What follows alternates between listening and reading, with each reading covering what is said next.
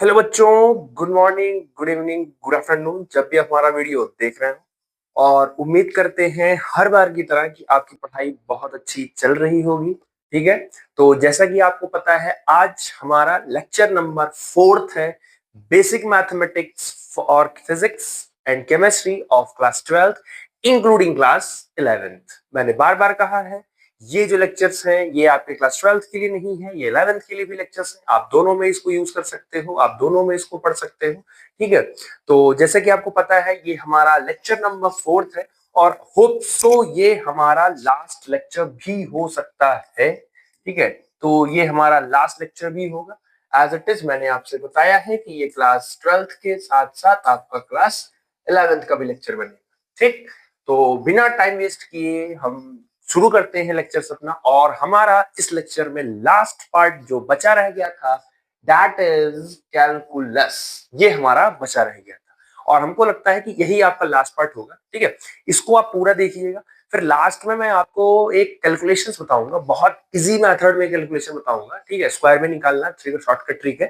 ठीक है, तो ये मैं आपको बताऊंगा। ठीक है, बाकी लास्ट में कुछ और भी देखते हैं। चलिए, तो लास्ट पोर्शन है आपका कैलकुलस। अब कैलकुलस क्या है कि बेसिकली क्लास 12th में जो मैथमेटिक्स के बच्चे हैं वो कैलकुलस बहुत डिटेल में पढ़ते हैं, पूरी बुक ही उनकी कैलकुलस की होती है। बट हमारा क्या है, हमको बेसिक मैथमेटिक्स पढ़नी है, हमको बस नॉर्मल सा यूज करना है। तो उसके लिए हमारे पास दो ब्रांचेस आते हैं, एक तो हमारा आता है आपका डिफरेंशिएशन और दूसरा आता है इसमें इंटीग्रेशन। इसमें जो क्लास 12th वाले हो उन्होंने तो क्लास 11th में किया ही होगा, डिफरेंशिएशन इंटीग्रेशन उन्होंने नाम सुना भी होगा, फिजिक्स में उन्होंने आपने यूज भी किया होगा। तो उनके लिए तो ज्यादा दिक्कत नहीं करेगा, क्योंकि बेसिकली वो इस चीज को क्या कर चुके हैं, वो एक बार इसको चीज को यूज कर चुके हैं। ठीक है, और वो लोग इस चीज को जान भी रहे हैं। ठीक, अब इंटीग्रेशन डिफरेंशिएशन क्या है, ऐसे समझो कि ये एक दूसरे का रिवर्स है। डिफरेंशिएशन आप जनरली चीजों को तोड़ दोगे, ठीक है, आप डिफरेंशिएट कर दोगे उसको। इंटीग्रेशन क्या करता है, उन सभी चीजों को आपस से जोड़ देता है, दैट इज ऐड ऑन कर देता है। या अलग शब्दों में अगर हम कहें तो इंटीग्रेशन बेसिकली आपका समेशन का काम करता है। किसका काम करता है, समेशन एडिशन का काम करता है। और डिफरेंशिएशन आपका ब्रेक डाउन का काम करता है। ठीक, तो उतना ही पढ़ना है जितना आपको काम लगेगा इस बार। ठीक है, तो differentiation in calculus is a process of finding derivative. Differentiation का काम होता है कैलकुलस में, वो डेरिवेटिव को फाइंड करता है। किसको फाइंड करता है, डेरिवेटिव को। अब सवाल है कि डेरिवेटिव क्या होता है। तो derivative is the instantaneous rate of change of function. Derivative का मतलब होता है जो एक इंस्टेंट पे चेंज हो रहा हो। ठीक है, एक इंस्टेंट पे चेंज हो रहा, तुरंत अचानक से चेंज हो जा रहा हो, तो उस अचानक से तुरंत के चेंज को ये फाइंड कर देगा with respect to one of its variable. किसी एक वेरिएबल के रिस्पेक्ट में जो तुरंत आपका चेंज हो रहा है किसी भी प्रोसेस में, उसको डिफरेंशिएशन फाइंड कर देगा। एट अ मोमेंट वो फाइंड कर देगा। ठीक है, जैसे 5 सेकंड और 5वां सेकंड, दोनों में डिफरेंस है ना। 5 सेकंड का मतलब क्या होता है, मतलब 5 घंटे और 5वें घंटे में, तो दोनों में डिफरेंस है। तो एक्चुअल ये क्या कह रहा है, ये पूरे 5 घंटे का नहीं देगा, ये उस 5वें घंटे का दे देगा कि उस घंटे में क्या हुआ था, ये 5वें सेकंड में कौन सी घटना हुई वो। लेकिन उसके लिए आपको कोई एक वेरिएबल चाहिए, क्योंकि वो किसी ना किसी के रिस्पेक्ट में देगा। ठीक है, तो ये हो गया आपका। ठीक, चलो। अच्छा, वेरिएबल, वेरिएबल क्या होता है, 10th क्लास में पढ़ा भी होगा आपने। Variable quantity which can take different values. ठीक है, डिफरेंट वैल्यूज, अपनी वैल्यूज को कांस्टेंट नहीं रख रहा है, वो वैल्यूज चेंज करता जा रहा है। इसको जनरली हम एक्स वाई जेड से रिप्रेजेंट करते हैं, आपने किया भी होगा, कोई नई बात नहीं है आपके लिए। कांस्टेंट क्या होता है, quantity whose value remain unchanged, value आपकी अनचेंज होंगी ड्यूरिंग मैथमेटिकल ऑपरेशंस, जो भी मैथमेटिकल ऑपरेशंस आप करते हो। अब मैथमेटिकल ऑपरेशंस का मतलब पता है क्या होता है, मैथमेटिकल ऑपरेशंस का मतलब होता है कि प्लस, माइनस, मल्टीप्लाई, डिवाइड, ये सब जो करते हो दैट इज आपका कहलाता है मैथमेटिकल ऑपरेशंस। तो इनके दौरान इनकी वैल्यू कोई फ्लक्चुएट नहीं करती है। जैसे पाई की वैल्यू आप रटे हो कि पाई की वैल्यू 22.7 होती है या 3.14 होती है। ठीक है, वैसे ई की भी अपनी एक पर्टिकुलर वैल्यू होती है। ठीक, तो वो सब वैल्यू कांस्टेंट रहती है। ठीक है, उसके बाद आता है theorems of differentiation, that is आपका कि डिफरेंशिएशन आपका काम कहां लगेगा, यानी कैसे यूज करोगे। अच्छा, उससे पहले जो हमारा ये पोर्शन है ना, ये इसमें ही देखो आपका देखा, ये जो सिंबल आप देख रहे हो ना, d y by d x, this is the symbol of differentiation. ठीक है, ये भी बहुत सोच समझ के बनाया था, that is a symbol of differentiation. तो ये dy बाई dx जो होता है ये डिफरेंशिएशन का सिंबल है, और ये जो ऐसे वाला देख रहे हो ये सिंबल है आपका इंटीग्रेशन।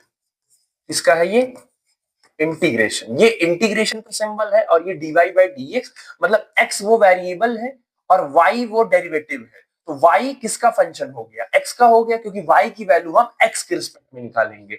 तो x आपका क्या हो गया, x आपका हो गया वेरिएबल, x आपका वेरिएबल हो गया, और y आपका क्या हो गया, डेरिवेटिव हो गया। तो इस डेरिवेटिव की वैल्यू एट एन इंस्टेंट इस वेरिएबल के रिस्पेक्ट में आप निकालोगे, ठीक है। बाकी ये सिंबल आपका इंटीग्रेशन का हो गया।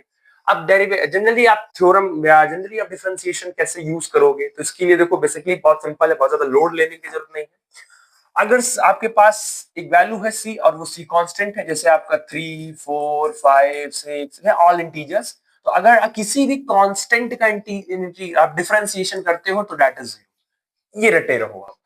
जैसे d बाई dx और यहां लिखे हो 4, तो 4 का डिफरेंशिएशन कितना होगा 0, 5 का डिफरेंशिएशन 0, पाई का डिफरेंशिएशन 0, e का डिफरेंशिएशन 0। तो किसी भी कांस्टेंट का डिफरेंशिएशन जो होता है वो हमेशा आपका 0 ही होता है, ठीक।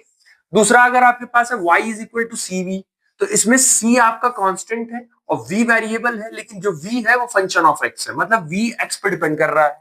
तो हम इसको लिख सकते हैं D C V upon D X, क्योंकि c कांस्टेंट है, जो कांस्टेंट होता है उसका डिफरेंशिएशन नहीं होता है, वो बाहर आ जाता है। तो c को हमने कर दिया बाहर, अंदर बचा हमारा v बाई एक्स। अब v की जो भी वैल्यू होगी इसमें पुट करके हम निकाल सकते हैं, ठीक। तो इसमें बस ये करना था कि जो कांस्टेंट टर्म होता है वो डिफरेंशिएशन से बाहर आ जाता है, ठीक। एक ये हो गया। उसके बाद आता है सबसे मोस्ट यूज किया जाने वाला, मोस्ट यूज्ड फॉर्मूला, सबसे ज्यादा यही आपका यूज किया जाता है, ठीक है। सबसे ज्यादा आपका यही यूज किया जाएगा, कौन सा, y का पावर अगर x to the power n है और n आपका कोई भी रियल नंबर है, मतलब 1 2 3 4 5 6 7 8 कुछ भी होगा, तो y dy by dx that is y is equal to आप क्या रख सकते हो x की पावर n, कुछ करना नहीं, n आगे आ जाएगा और x की पावर में एक घट जाएगा, n आगे आ जाएगा और n की पावर में एक घट जाएगा। ये कहीं नहीं कि लॉगरिथम वाला टर्म तो नहीं लग रहा है, जैसे याद करो कल आपने लॉगरिथम वाला लेक्चर पढ़ा था, लॉगरिथम में क्या था, log m की पावर n, तो n आगे आ जाता है, बस उसमें पावर नहीं माइनस होता था, इसमें पावर आगे लाके पावर में माइनस भी करना, ठीक है। तो वो भी हम आपको करवाते हैं क्वेश्चंस के थ्रू। ये कुछ डाटा है आप याद रखिएगा, जैसे sin x का डिफरेंशिएशन होता है cos x, और cos x का डिफरेंशिएशन होता है minus sin x, tan x का डिफरेंशिएशन होता है sec square x, cot x का डिफरेंशिएशन होता है minus cos x square x। सब डाटा है, नोट्स में इंक्लूड करते रहिए। sec x का डिफरेंशिएशन होता है sec x tan x, cosec x का होता है minus cos x cot x, और log x का डिफरेंशिएशन होता है 1 अपॉन x। डाटा है, याद रखिएगा, काम लग सकता है। चलिए, तो बिना टाइम वेस्ट किए हम करते हैं अब अपना क्वेश्चन। क्या करते हैं, क्वेश्चन, चलो चलो चलो चलो पूरा करते हैं। तो इनको थोड़ा सा भी साइड करते हैं, पहले इनको देख लेते हैं फिर इनको भी ऊपर कर देंगे। चलो, इनको करना है, तो इनको क्या लिख सकते हैं, इनको बेसिकली हम लिखते हैं dy बाई dx लिख सकते हैं। y की वैल्यू हम पुट करते हैं इसमें, तो dy बाई dx, और y की वैल्यू जब हम पुट करेंगे तो x की पावर -3। एक बात हमेशा याद रखना, डिफरेंशिएट तभी हो सकता है जब y जो डेरिवेटिव है वो x का फंक्शन होगा, मतलब ऊपर और नीचे में जो वेरिएबल आप ले रहे हो ना वो सेम होना चाहिए, या अगर सेम नहीं हो तो उसका फंक्शन, जैसे y बाई x सेम नहीं है लेकिन y की वैल्यू जो है वो x है और नीचे की सेम है वो, तो ये ध्यान से रखना है, ये ध्यान रखना तब इंटीग्रेट होगा। अब आपको यहाँ क्या करना है, देखो सिंपली क्या करना है, जो भी पावर है उस पावर को आप आगे ले आइए साइन के साथ, तो -3 ये x, और पावर में एक माइनस कर दीजिए, तो पावर में एक माइनस करोगे तो -3 -1, तो ये हो जाएगा -3x, और माइनस माइनस हो जाएगा प्लस। ये आंसर हो गया इसका, ठीक, कोई दिक्कत। चलो अब हम ये वाला करते हैं, ये वाला, इनको यहां रखते हैं, चलो दिख रहा होगा। चलो इनको जरा डिफरेंशिएट करो, तो इनको भी क्या लिख सकते हैं, अच्छा ये किसकी वैल्यू है, ये तो लिखा ही नहीं, ये वैल्यू y की है, ये वैल्यू आपको y की है। चलो, तो इसको क्या लिख सकते हो, इसको हम लिख सकते हैं dy बाई डी एक्स हम लिख सकते हैं। अब y की तरफ वैल्यू पुट करो, डी बाई एक्स। अब जरा वैल्यू पुट करो पूरी, तो 6x की पावर 5 प्लस 4x की power 4 minus 3x square plus 2x minus 7, ये इसका करना है। अब मैं बहुत सिंपल तरीका बता दे रहा हूं, बहुत ताम झाम नहीं करना है, सीधे सीधे क्या करो, पावर को आगे मल्टीप्लाई करो, तो 5 इंटू 6 30 और पावर में एक माइनस कर दो, तो 5 माइनस 1 4 प्लस पावर को आगे मल्टीप्लाई करो, तो 4 इंटू 4 16 और पावर में एक माइनस कर दो, तो 4 माइनस 1 3 माइनस पावर को आगे मल्टीप्लाई करो, तो 2 इंटू 3 6 और पावर में एक माइनस कर दो, तो 2 माइनस 1 1 1 4 माइनस 3 2 माइनस 1, तो हाँ ये हो जाएगा आपका 5 4, ये 3x क्यूब होना चाहिए था। एक बार देख लेता हूं मैं, रुको, क्योंकि पावर जो है ना वो डिक्रीजिंग ऑर्डर में होना चाहिए। देख लेता हूँ, क्यूब के बाद स्क्वायर है, 6x 5 4x का पावर 3 2x, चलो इसमें तो 4x क्यूब दिया है, बट कोई दिक्कत नहीं, कोई दिक्कत नहीं, चलो इसमें कोई दिक्कत नहीं है, तो 2x हो गया। अब आगे आगे 2 की पावर 2 माइनस 1 करोगे तो 1 ही आएगा, तो 1 लिखने की जरूरत नहीं है, प्लस वहां पावर 1 है, 1 का मल्टीप्लाई 2 में तो 2, और x की पावर क्या है, x का पावर आपका 1 ही है, तो 1 माइनस 1 करोगे तो 0, तो x की पावर 0 का मतलब हट गया, माइनस 7 है, तो 7 का डिफरेंशिएशन, क्योंकि 7 एक कांस्टेंट है, तो इसका डिफरेंशिएशन 0 हो गया। तो आपके पास जो फाइनल इक्वेशन बची, दैट इज 30x की पावर 4 प्लस 16x की पावर 3 माइनस 6x प्लस 2, ये आपका फाइनल आंसर हुआ। ठीक है, ये आपका आंसर हुआ। ठीक है, कोई दिक्कत है इसमें, कोई प्रॉब्लम, कोई दिक्कत नहीं है? चलो, तो ये दो क्वेश्चंस हो गए हमारे। ठीक है, बाकी आपको प्रैक्टिस होनी चाहिए। ठीक है, क्या करना है, एक मैंने सिंपल आपको आइडिया दे दिया, बाकी आप कर ले जाओगे जब भी आपको मिलेगा। नेक्स्ट आता है आपका इंटीग्रेशन। इंटीग्रेशन बेसिकली आपका क्या होता है, समेशन होता है, सिंबल आपको मैंने बता दिया आपका ये होता है, इसमें भी फॉर्मूलेज है। तो इंटीग्रेशन ऑफ, इसको पढ़ते हैं इंटीग्रेशन ऑफ x की power n dx, same relation वही है आपका कि इसका भी इंटीग्रेशन आप डेरिवेटिव और वेरिएबल्स के साथ ही करते हो। तो इसमें क्यों, क्या लॉजिक है कि अगर x की पावर n है तो x में पावर आप जोड़ दोगे उतना, दैट इज n प्लस 1, और जितना पावर आएगा उतने से डिवाइड कर दो, सीधी बात। x की पावर n होगा, पावर में एक जोड़ दो और फिर उतने से ही आप डिवाइड कर दो। साइन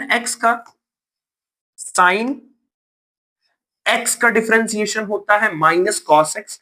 और याद रखना, अगर लिमिट, क्योंकि इंटीग्रेशन में हम रखते हैं लिमिट, क्या इंटीग्रेशन में रखते हैं लिमिट की कहां से कहां हमें इंटीग्रेट करना है। जो 12th में थोड़ा बहुत तो आइडिया ही होगा कि इंटीग्रेशन में हम लगते हैं लिमिट, कहां से कहां हमें इंटीग्रेट करना है, कहां से कहां तक जाना है। अगर हमें लिमिट नहीं दी है तो हमें लास्ट में एक अलग से टर्म जोड़ना पड़ता है, दैट इज आपका सी। ये जो आपका सी है ना, ये जो आपका सी है, ये बेसिकली सी आपका कांस्टेंट होता है। क्या होता है, सी आपका कांस्टेंट होता है। ठीक है, तो साइन एक्स का इंटीग्रेशन हो गया माइनस कॉस एक्स, क्योंकि लिमिट नहीं दिया है तो प्लस कांस्टेंट ऐड हो गया। कॉस एक्स का इंटीग्रेशन होता है साइन एक्स, क्योंकि लिमिट नहीं दिया है तो कांस्टेंट ऐड हो गया। 1/x का इंटीग्रेशन होता है log बेस ई एक्स प्लस सी, कांस्टेंट, लिमिट नहीं दिया है तो कांस्टेंट। तो याद रखना ये मिलेगा, ये वाला आपको मिलेगा, और ये कहां मिलेगा मैं ये बता दे रहा हूं, ये आपको मिलेगा केमिस्ट्री में, जब आप केमिकल काइनेटिक्स पढ़ोगे वहां आपको मिलेगा। इंपॉर्टेंट है ये, केमिकल काइनेटिक्स वाले पोर्शन में आपको ये मिलेगा कि 1/x का इंटीग्रेशन log बेस ई एक्स होता है। ठीक, चलो बिना टाइम वेस्ट किए हम करते हैं अब अपना क्वेश्चन। इसके बाद तो नहीं दिया है, चलो तो हम बिना टाइम वेस्ट किए हम क्वेश्चन स्टार्ट करते हैं। इसको जरा हम छोटा कर देते हैं अभी। ठीक है, अभी इसको छोटा कर देते हैं और यहाँ किनारे भी कोच्चे में कर देते हैं, और इसकी तो मुझे कोई खास जरूरत लगती नहीं इवैल्यूएट की। बाकी बच्चा इनको किनारे करते हैं, दिख रहा होगा आपको। ठीक है, दिख रहा है, दिख रहा है, नहीं दिख रहा है, ऊपर हो गया, चलो नीचे कर देता हूँ और बाकी साइड से सॉल्व कर दूंगा। अब दिख रहा है आपको? या ऊपर कर दो, यहाँ पे दिख रहा है आपको। चलो अब इसका करते हैं इंटीग्रेशन। अच्छा एक चीज और इसमें फायदा देखो, फायदा क्या है इसमें, इसमें देखो ना, इसमें लिमिट दे दी है आपको, ये आपके लिए इजी काम कर दिया कि लिमिट 0 से लेके 2 तक। ये जो ऊपर लिखा होता है, ये जो ऊपर लिखा होता है, इसको हम बोलते हैं अपर लिमिट, और ये जो नीचे लिखा होता है इसको बोलते हैं हम लोअर लिमिट। ऊपर वाले को अपर लिमिट, दूसरे वाले को लोअर लिमिट। अब चलो इंटीग्रेट करते हैं। अब मैं डायरेक्ट इंटीग्रेट करना सिखाता हूं, ठीक है, बहुत ज्यादा ताम झाम नहीं, डायरेक्ट इंटीग्रेशन करते हैं। कैसे इंटीग्रेट करना है डायरेक्ट, आपको देखो, सॉल्व सोल्यूशन, डायरेक्ट इंटीग्रेट करना सिंपल। आपको करना क्या है कि बेसिकली आपने ये वाला फॉर्मूला देखा था ना, कि जो भी x की पावर होगा उतनी पावर में आप जोड़ दो प्लस उतने से डिवाइड कर दो। तो 4 पावर 3 है, पावर 3 में एक जोड़ो, कितना हो गया 4, और उतने से ही डिवाइड कर दो +4। अभी कुछ मत करो, अभी सिर्फ करो, अभी बहुत सीख रहे हो ना, अभी सिर्फ करो। ये हो जाएगा 2x, पावर 2 है, +1 करो, 3 हो जाएगा, और उतने से डिवाइड कर दो 3, प्लस 2x है, तो x का मतलब पावर 1 है, तो उसमें एक जोड़ दो, एक जोड़ोगे तो 1 + 1 2, और जितना पावर आ जाएगा उसी से डिवाइड कर दो, +1। 1 का मतलब होता है कि बेसिकली अब आपका यहाँ पे वेरिएबल ऐड 1 होना है, क्योंकि आप जरा ध्यान से देखो 3 2 1 0, तो 4 3 2 1 होना चाहिए ना। तो यहाँ पे अगर कोई भी वेरिएबल नहीं दिया है तो आप वहां वेरिएबल ऐड करोगे, तो यहाँ पे 1 के साथ आपका x ऐड हो जाएगा, और क्योंकि पावर 1 है तो डिवाइड भी कर दोगे आप 1 से। तो अब इसको देखो, ये आपका 4 से 4 कट गया, तो आपके पास जो आंसर बचा डेट इज बचा आपका x का पावर 4, प्लस ये तो नहीं कटेगा, तो ये हो जाएगा 2x³ डिवाइडेड बाई 3, प्लस ये 2 से 2 आपका कट जाएगा, तो ये आपके पास बचेगा x², और प्लस ये आपका बचेगा x। कोई दिक्कत इसमें? अच्छा इंटीग्रेशन कहां से कहां तक इनको करवाई है, ये इंटीग्रेशन करवा रहे हैं आपका 0 से लेके 4 तक, सॉरी 0 से लेके 2 तक। तो मैंने क्या बोला कि एक को बोलते हैं इसमें अपर लिमिट और एक को बोलते हैं लोअर लिमिट। तो इसमें फॉर्मूला ये होता है कि एक बार जहां जहां x है वहां एक बार अपर लिमिट रख दो, और जहां जहां 0 है एक बार वहां लोअर लिमिट रख दो। तो चलो पहले अपर लिमिट रखते हैं। तो अपर लिमिट रखेंगे तो 2, तो पहले आ जाएगा हमारा 2 का पावर 4 प्लस 2, और अंदर हो गया 2 की पावर का क्यूब डिवाइडेड बाई 3, प्लस 2 का हो गया हमारा स्क्वायर, और प्लस हमारा यहां हो गया 2, दैट इज आपका हो गया ये अपर लिमिट, माइनस अब रखो जरा लोअर लिमिट। तो अगर आप लोअर लिमिट देखो रखोगे तो 0 ही है, तो मुझे तो नहीं लगता कि कुछ मतलब है, करके दिखा दे रहा हूं। ये पावर +4 हो गया, फिर ये 2 इंटू 0, 0 का क्यूब हो गया डिवाइडेड बाई आपका 3 हो गया, आना 0 ही है। बाकी अगर और कोई नंबर होता तो फिर यहाँ रखते, तो ये स्क्वायर हो गया और ये +0 हो गया। तो पीछे वाला तो देखो 0 का है, 0 मल्टीप्लाई पूरा 0 ही आ जाएगा। सॉल्व आपको सिर्फ आगे वाला ही करना है जो मैं इसको करवा दे रहा हूं।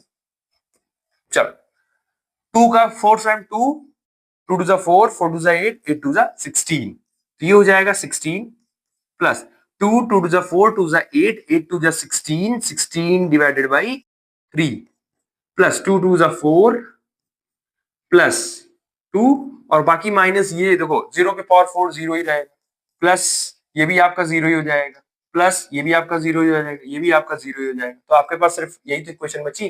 तो आपके पास जो इक्वेशन बची वो बची 16 plus 16 by 3 plus 4 plus 2 16, 4 plus 2 sorry 6, ठीक है। अब 16 और 6 को जोड़ दो आपस में, तो 16 बाई 3 और प्लस 16 और 4 कितना, 16 4 कितना हो गया 20, और 2 22। बाकी एलसीएम ले लो, एलसीएम हो जाएगा 3, ये हो जाएगा 16 और प्लस 1 हो गया, 1 के टेबल में 3, तो 22 इंटू 3, 3 2 जा 6, 3 2 जा 6, ये हो गया 66, और 6 6 12, एक गया कैरी, 6 6 12, एक गया कैरी, 6 1 7 7 1 8 डिवाइडेड बाई 3,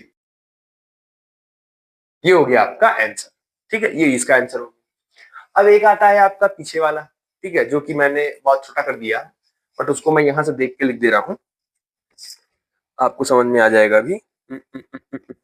कहाँ से लिखा था वो, इंटीग्रेशन से लिखा था ना, इंटीग्रेशन का पार्ट था ना वो, कहाँ चला गया, वेट वेट वेट, यही कहीं से तो लिखा था इंटीग्रेशन करने के लिए, हाँ ये मिल गया मुझे। तो ये डीसी पांडे है, ठीक है। अगर आपको कॉम्पिटेटिव के लिए, अगर आपको नीट के लिए प्रिपरेशन अगर आप चाहते हो करना, तो आप इसकी कर सकते हो, बुक ले सकते हो, बहुत अच्छी बुक है ये, डीसी पांडे, ठीक है, बहुत अच्छी बुक है ये।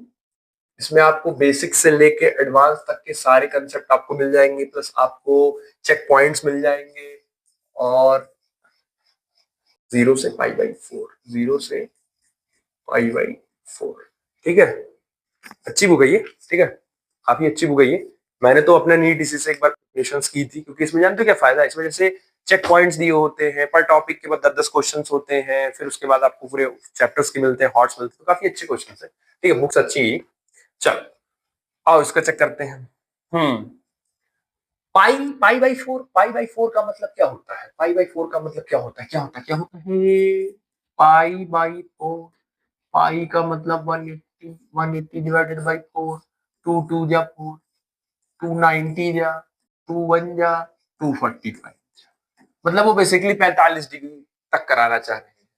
अब आप मुझे बताओ, डायरेक्ट मुझे बताओ, अगर मैं आपसे कहूं डायरेक्ट इसका इंटीग्रेशन करो, तो इंटीग्रेशन ऑफ साइन एक्स का इंटीग्रेशन क्या होता है, क्या आपने किया है, साइन एक्स का इंटीग्रेशन होता है minus cos x minus cos x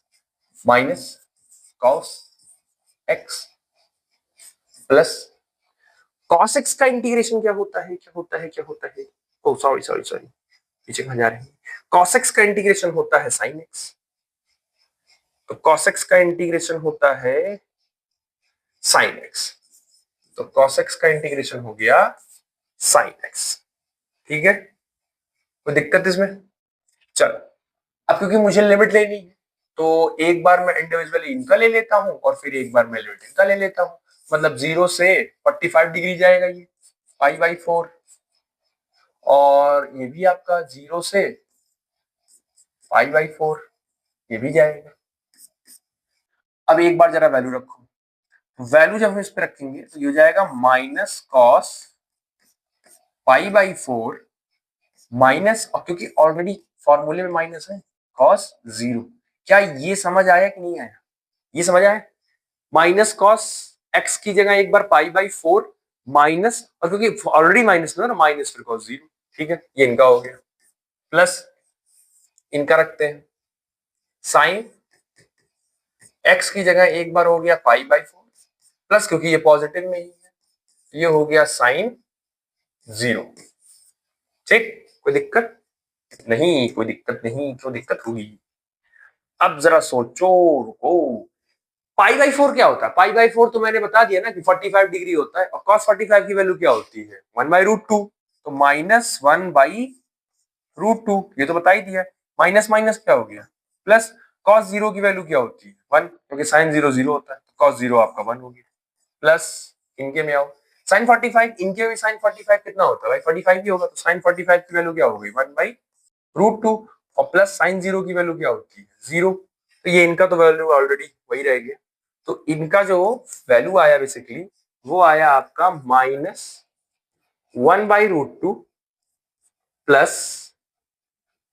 1 plus 1/√2, तो -1/√2 प्लस 1/√2 कट गया, तो ओवरऑल जो आपके पास आंसर आया वो आया आपका 1। इजी है ना, बहुत ज्यादा डिफिकल्ट नहीं है ये, ठीक है, तो ये बेसिक्स, ये आपको ये बहुत ज्यादा डिफिकल्ट नहीं है, इजी ही है, ठीक है।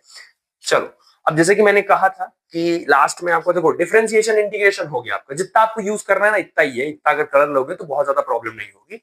अब दो चीजें हैं, एक तो मैं आपको किसी भी इम्परफेक्ट नंबर का स्क्वायर में लेना सिखा देता हूँ, ठीक है, जैसे ये बताओ, अगर मेरे पास 4 है, 9 है, और 16 है, 25 है, 36 है, 49 है, 64 है, 81 है, और 100 है।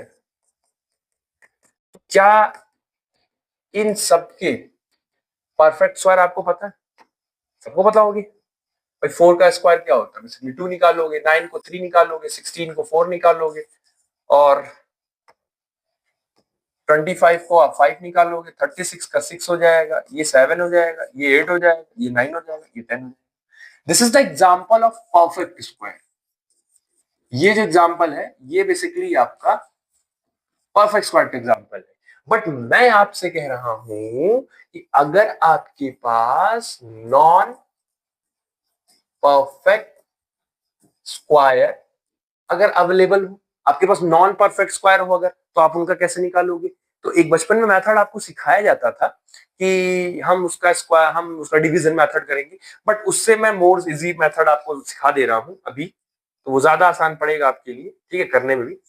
जैसे रैंडम आप किसी का भी कोई भी आप डिजिट उठाओ, ठीक है, कोई भी डिजिट उठाओ, कोई भी डिजिट उठा लो। वैसे मान लो आपसे आपसे किसी ने कहा कि मुझे ना मुझे अंडर रूट 24 की वैल्यू बता दो कि कितनी आएगी, मुझे नहीं पता। अब आप निकालोगे तो बस कुछ नहीं करना है, कुछ नहीं करना। जो आपकी वैल्यू है ना अंडर रूट 24, उसको पहले आप रखो बीच में, अंडर रूट 24। अंडर रूट 24 से पहले 24 से पहले किसी का परफेक्ट स्क्वायर पता है?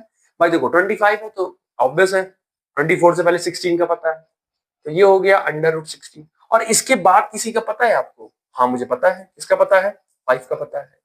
तो 16 बाहर निकलेगा तो 4 आएगा, 25 बाहर निकलेगा तो बेसिकली 5 आएगा, विच मीन्स 24 की वैल्यू 4 और 5 के बीच में आएंगी। अब क्योंकि ये हो गया, अब आपको पता है 4 और 5 के बीच में आएगा, तो यहां जो कहानी है वो 4.1 से शुरू होगी और 4.9 पे खत्म होगी, और बीच में कहीं ना कहीं 4.5 आएगा। ठीक है, कोई दिक्कत इसमें? अब देखो, अगर बीच वाली वैल्यू इसके करीब हुई, इधर के करीब हुई, तो 4.1 से लेके 4.4 तक वैल्यू आपको देनी है, और अगर इधर वाली वैल्यू इधर के करीब है तो लगभग 4.6 से लेके 4.9 तक देनी है। ठीक है, क्लियर हो गया मैं क्या समझाना चाह रहा हूं?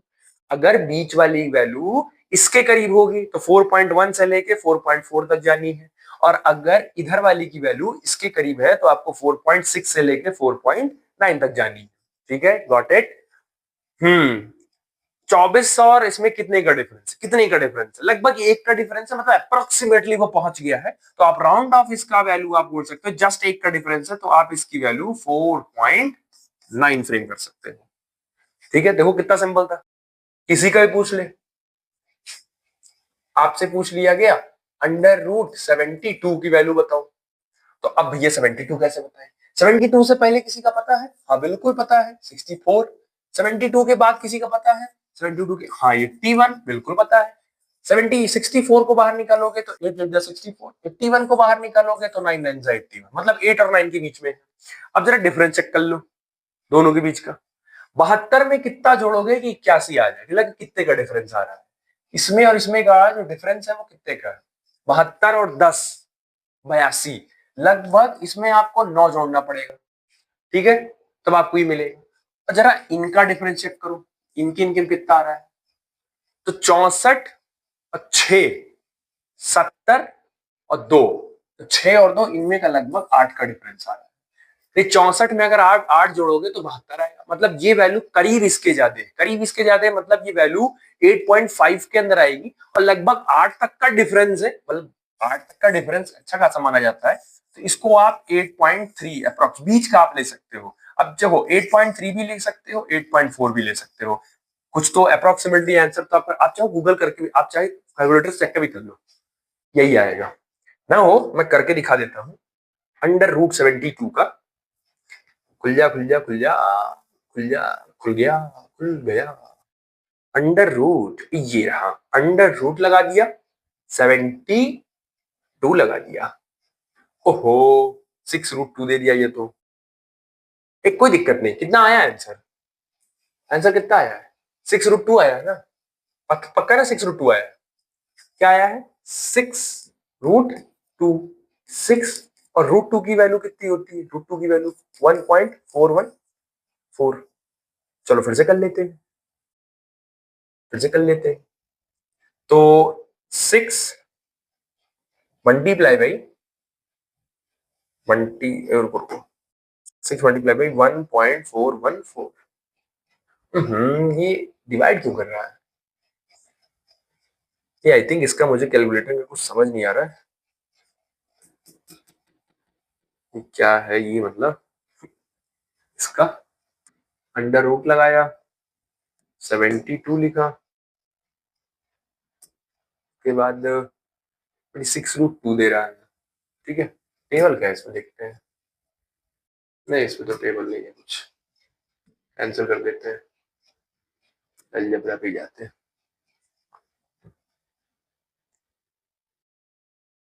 आंसर 6√2, चलो ऐसे मल्टीप्लाई कर लेते हैं। ठीक है, 1.414 मल्टीप्लाई बाई 6 करके चलो चेक कर लेते हैं। अगर 6√2 उनका सही होगा तो 6 4 जा 24, 2 गया कैरी, 6 1 जा 6 और 2 8, 6 4 जा 24, 2 गया कैरी, 6 1 जा 6 2 8, 3 के बाद लगा 8.484, 8.4 बोला ना मैंने, ले सकते हो यार, तो इतना कोई हेडेक नहीं है इसमें। ठीक है, मैं सही बता रहा हूँ, गलत नहीं, क्योंकि मैंने टेस्टेड किया ही। मैंने इसके चक्कर में 4 नंबर गंवाए अपने। इंसिडेंट एक्चुअली क्या हुआ था कि नीट में अंडर रूट 24 आ गया था, ये मेरे मेरे टाइम की बात है।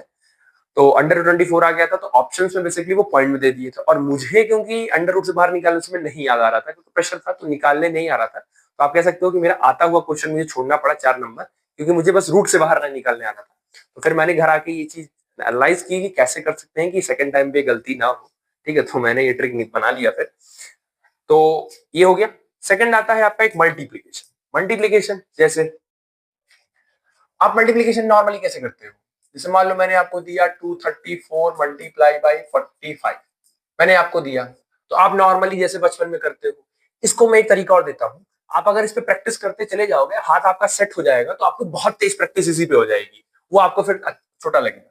इसमें जो भी बड़ी वाली डिजिट होगी ना, उसको उतने पार्ट में डिवाइड करो। जैसे 234, 234 को क्या लिख सकते हो? 200, और 34 को क्या लिख सकते हो? 30 प्लस 4 लिख सकते हो। अब जो छोटी वाली है ना, उससे मल्टीप्लाई कर दो, 45 से मल्टीप्लाई कर दो, 45 से मल्टीप्लाई कर दो, और 45 से मल्टीप्लाई कर दो, सबसे मल्टीप्लाई कर दो।